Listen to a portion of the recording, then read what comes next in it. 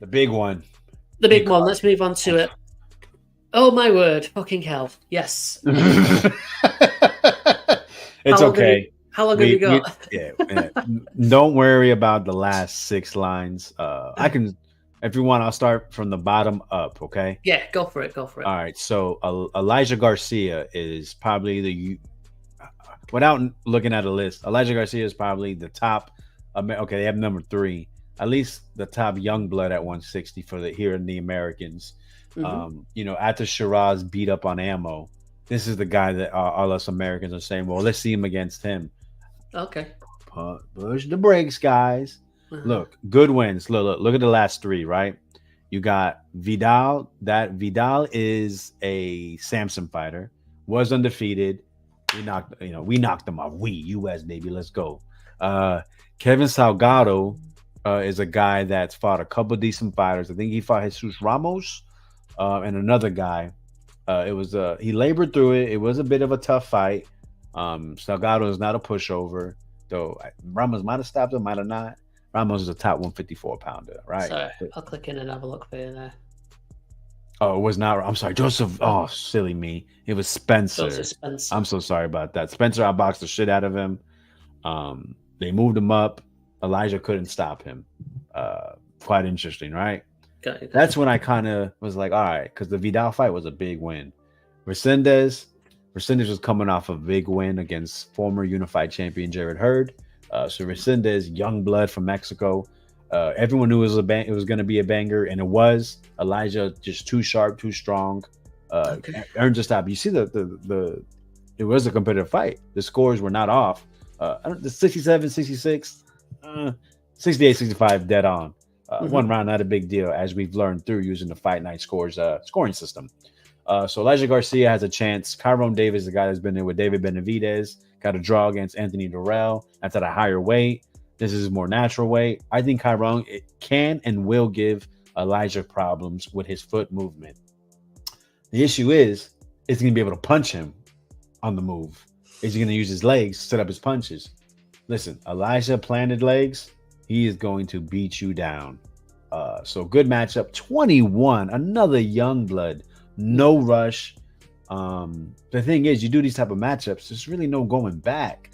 Now, I'm not saying this Kyron Davis is a top guy, but he's no pushover. He's a guy that's been in there with good competition and has been competitive before. So, yeah. Masayo versus Zordito Ramirez. You may not recognize the name. He got flatlined by Isaac Cruz. Masayo, athletic fighter. Yes. Yeah. Excuse me. Masayo, athletic guy. We've seen him beat Gary Russell Jr. Yeah. Then lose to Brandon Figueroa. Masayo's he's a question mark. Oh, nasty knockout last time. If you haven't checked it out, it's worth taking a look at. Was on the short list of KOs of the year last year. Okay. So this is 130. He's athletic. He's powerful. But I do question his IQ. Facing a lefty. So this could be an interesting fight. It's going to be on the prelims. Okay. So here we go. Adames versus Gachet. 160 pounds. Gachet has been in there. Let's talk about Adames. Adames actually fought Teixeira, who fought Xander Zayas. Lost. Had a good, strong beginning to the fight. Some people thought he maybe could have earned the victory, but Teixeira was able to go ahead and grind it out. You saw they gave him a couple softballs. He fights Sergey. Everyone knows same thing. Adames strong start, bad ending. Sergey, everyone knows Deryanchenko's a tough guy. Yeah. What got him buzzing, however, he fights Juan Macias Montiel. Montiel had a big fight with Jamal Charlo. And we ended up seeing Jamal Charlo for a long time. But Adames stops the man badly in round 3. Gets the interim title. Then comes back the Julian Williams fight. They move Williams up. Williams, good fighter, former unified champ. Gave him some problems. Them scorecards, not accurate if you ask me. Very competitive fight. A little bit of a controversial stoppage to it when the referee steps in. Julian was hurt, but still looked like he could survive. So, he's been waiting for his opportunity to fight Charlo. Never happens. So now they bring him back on a tank card against Gausha, former 154 pounder, been in there with Lubin, hurt Lubin, dropped Tim Zoo, former Olympian, was on the Olympic team with Errol Spence Jr. So, we'll see. Adames is a former 147 pounder moving up to 160. Gausha, former 154 pounder that's made his way up. So, Gausha, good straight punches, good timing, not much activity. Adames, strong puncher, front runner. So we'll see what happens. Can he get Gausha out of there early? Never been stopped, Gausha, or does he labor through and is able to try to earn a victory? Stay tuned, right? Gary Antuanne Russell, man. So many Russell brothers. This one here, lefty. Knockout artist by the looks of it. But if you watch, guys, if you watch the fights, controversy. Victor Postal countered him decently, but Gary just, good work. Rate was able to win rounds, but was having a little bit of trouble. Makes an adjustment. Starts, landing the left a little, finding the right pocket. Controversial stoppage though. Hurts Postal. The referee, lets Postal maybe go on for 5 seconds and just steps in. Really weird. Right. Then he fights Rancis. Gets clipped bad by Rancis. If you don't know Rancis, look at Jose Ramirez. Had Ramirez out on his feet many times. But yeah, drops Bartholomew. Gets up. Once again, referee decides to stop the fight. Another weird stoppage. And Rancis looked like he was all right. Yeah, I remember that last year. So yeah, man, we're seeing as the level goes up. Yeah, he's getting stoppages on paper, but exactly what's favorably happening. Yeah. In the Ken Cruz fight, they've been trying to make that fight. You see, he was out for 13 months. That fight got canceled like 2 times. He was supposed to fight Albert Puello last year. Pulled out of the fight for some reason. But his dad did die. They try to make the fight still afterwards. So that is very, excusable. But then it was just this weird push to fight Ken Cruz, maybe to see where he was, how he was going to work with his brother being the lead trainer. So let me walk that back. That is drastic to lose a parent, especially when he's not just your trainer, but obviously your father. So let me apologize for that. But we get in this fight again. Puello, was supposed to fight Rolly, fails a drug test, gets stripped. A lot of confusion. They say he was trying to have a baby. So the drug he was on was a fertility drug. But also a lot of athletes seem to be using it and failing for it. So maybe you want to make a call, say, hey, here's my exemption, like most people would do if you're being drug tested. So interesting fight. We don't really know who these guys are. Keep it real. Antuanne has more of a hype. Puello has fought has been a world titleist. So good fight. Tough to predict. So yeah, man.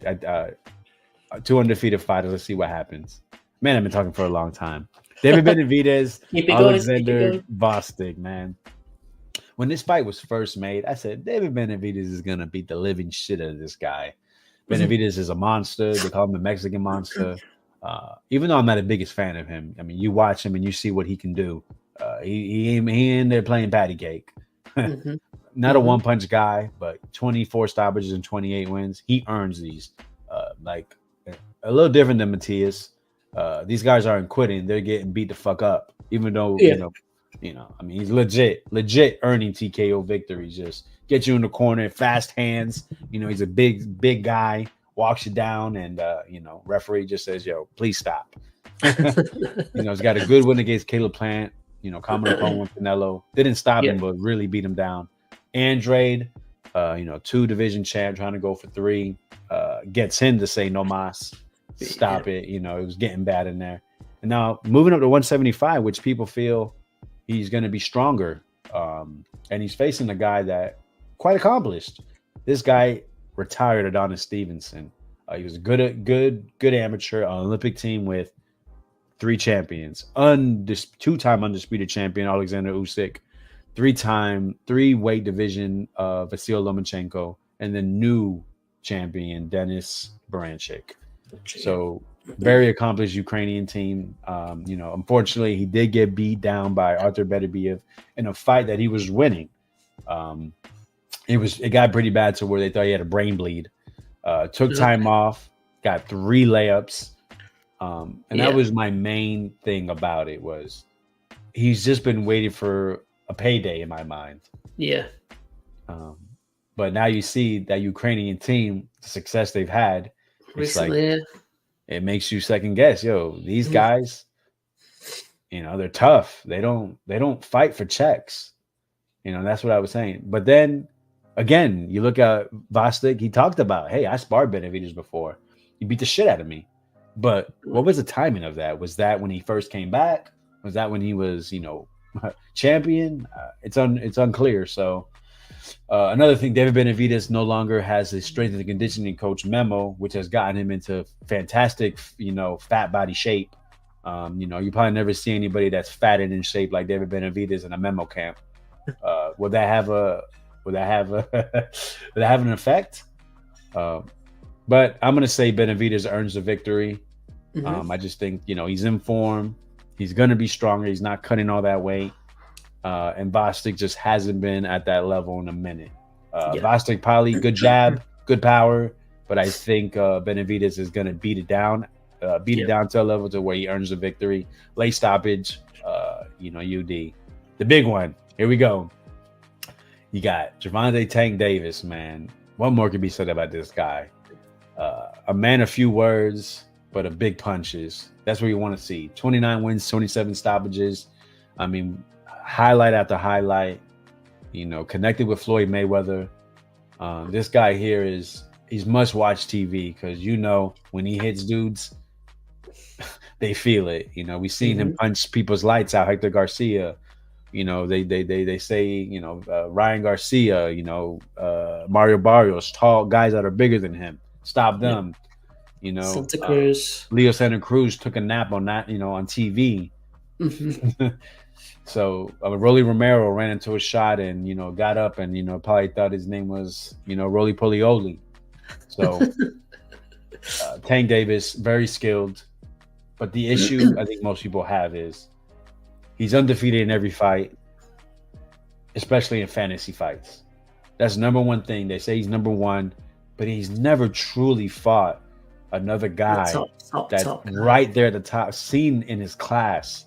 Rolly, they built him up for him. Hector Garcia was another weight class below in a division that was wide open. Ryan Garcia was a guy fighting at catch weight that was coming off of mental health problems. And to this day, just got arrested yesterday and admitted to some type of hospital for a medical evaluation. Yep, look it up. Okay.